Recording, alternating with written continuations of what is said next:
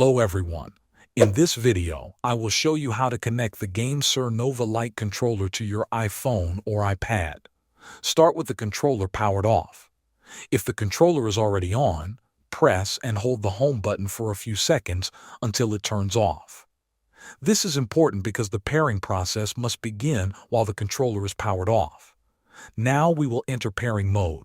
Press and hold the B button and the home button at the same time. Keep holding both buttons for about 3 seconds. After a moment, look at the LED indicator around the home button. It should start flashing blue rapidly. This flashing blue light means the controller is now in Bluetooth pairing mode and is ready to connect to your iOS device. Next, pick up your iPhone or iPad and open the Settings application. Inside the Settings menu, tap on Bluetooth. Make sure Bluetooth is turned on.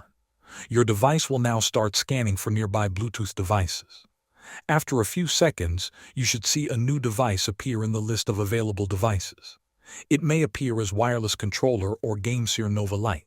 Tap on the device name to start the pairing process. Wait a few seconds while the connection is established.